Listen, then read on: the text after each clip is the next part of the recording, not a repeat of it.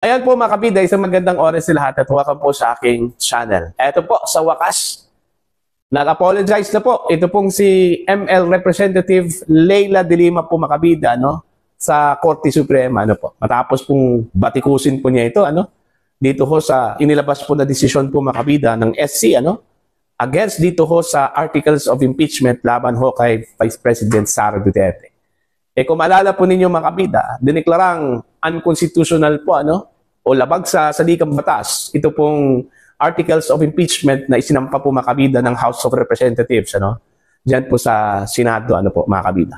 Hindi raw sumunod basically doon po sa due process. Okay? Unang-una po nilabag ang karapatan po ng Vice Presidente mga kabida.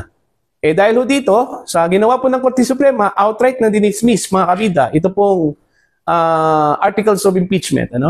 Sinabi po ni ML Representative Leila de Lima na one-sided ito hong naging desisyon po mga kabida ng Korte Suprema ho dito. Okay? Actually, pangalawang strike na po ito ni de Lima sa Korte Suprema. Kung maalala po ninyo mga kabida, bago ho naglabas ng desisyon, ito pong SC, binatikos po ni de Lima ito pong Korte Suprema dahil ho sa ginawa hong pag-require ng Korte Suprema sa House of Representatives na sagutin yung mga series of questions na sa tingin po ni de Lima po mga kabida sobra na. Okay? Overreach na po. Meron pong overreach ito hong action po ng Korte Suprema. Ang ibig sabihin po mga kabida sumobra na po sa kanila hong mandato, sa kanila pong kapangyarihan po.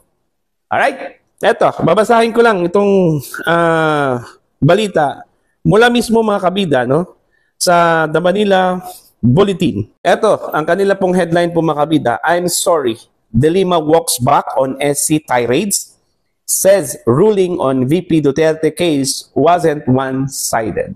Ito, at least naimasmasan po. Ito pong si de Lima mga kabida. Babasahin ko lang po itong balita po nila mga kabida.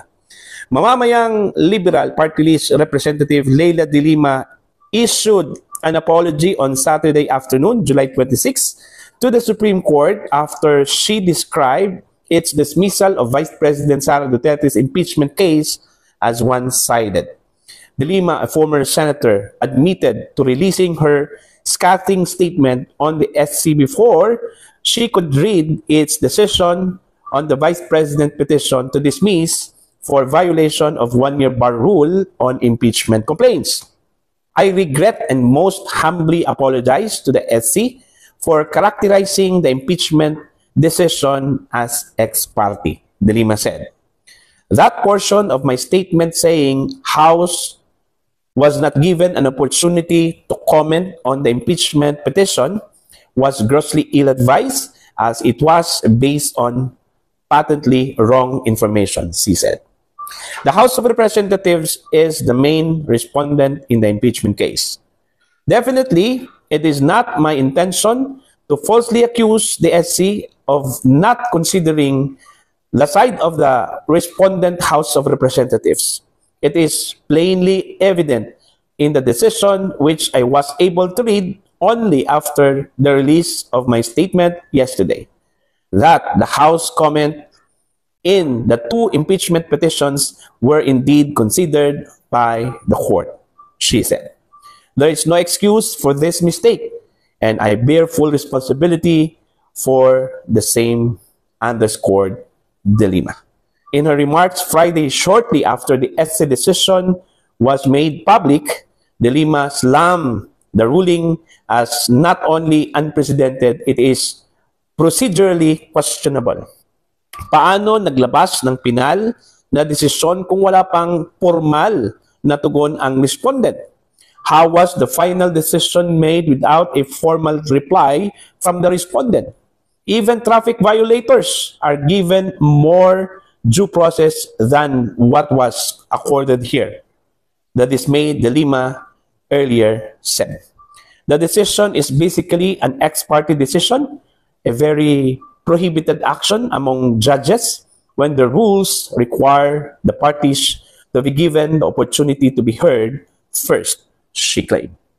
So yun po, mga kabida, na-realize po ni de Lima na mali yung kanya kong ginawa. Binatikos po niya ang Korte Suprema, Okay? Pero at least, nagkaroon po siya ng realization po dito, na hindi ho sa lahat po ng panahon na kung ano yung gusto mo, yun na po yung ibibigay sa iyo, Dapat marunong ho tayong kumilala po makabida sa ating pagkakamali, Alright? Pero ito, maganda itong gesture po ni Dilima po makabida, na humingi po siya ng sorry po, sa Korte Suprema.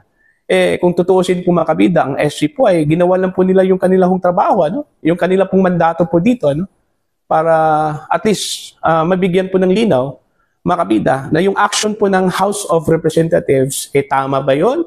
Okay? Hindi ba lumabag sa saligang batas? Ganun kasi yung rule ng SC, They are the final arbiter po makabida, The only and authorized interpreter of the law. Okay? Wala na pong iba. Ang SC lang po yung interpreter po ng batas po natin. At yung petition po ni VP Sara po makabida, questioning the validity and the constitutionality po makabida dito ho sa articles of impeachment na isinampa po ng House of Representatives, laban po sa kanya. Karapatan po yan ng Vice Presidente, Okay? Hindi naman po ibig sabihin na sinabi po ng Vice Presidente po makabida na handa po siyang humarap sa impeachment court, Gusto po niya ng bloodbath po, mga kabida, Pero meron din siyang karapatan, na questionin kung sa tingin po niya makabida, yung proseso po na ginamit dito ho sa impeachment case po niya, lumabag po sa saligang batas, Gaya po ng sinabi po ng ponente po makabida ng desisyon na ito, na si Senior Associate Justice Marvic Leonen, Okay? Na the end does not justify the means. Okay? Kung mali ang pamamaraan po dito ho sa pagsampa po ng impeachment complaint laban ho sa Vice Presidente, makukonsidera na pong mali yung proseso, the whole process po makabida. Okay? The end does not justify the means. Yun yung ipinunto po makabida ng desisyon po ng Korte Suprema. Dito na po tayo sa goal, accountability. Wala naman po tayong problema po dun sa accountability. Kailangan pong managot makabida ang isang impeachable officer kung nagkakasala po ito, Kung lumabag po ito sa mga batas po ng Pilipinas, lalong-lalo na po mga kabida, sa kanya hong tungkulin, Pero kailangan hong bigyan po siya ng due process. Okay? Ano po itong due process? Kailangan pong sumang-ayon po makabida ito hong proseso po laban po sa kanya sa ating saligang batas. At yun po, nakita po ng Korte Suprema na hindi po sang-ayon po sa saligang batas, Lumabag po sa saligang batas. Kaya yun, dineklara po makabida na unconstitutional, So,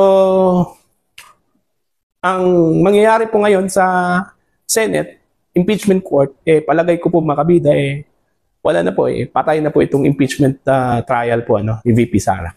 Kasi, naglabas na po ng statement ito pong si Senator Chis Escudero, yung sure na magiging Senate President po sa 20th Congress po makabida, na they will abide sa decision po ng Korte Suprema po makabida. Kasi unang-una po, the Supreme Court is the highest court of the land. Wala na pong iba, makabida, na pwede hong tumalo at pwede hong pumigil sa decision po ng Korte Suprema. And the Supreme Court itself only. Alright? Para po sa inyo, ano po ang inyong opinion at pananaw dito, please comment down. Sa mga hindi pa po subscriber sa aking channel, please subscribe. Just click the subscribe button, click the notification bell, click all para updated po kayo makabida sa aking mga uploads. Maraming salamat po sa inyo lahat.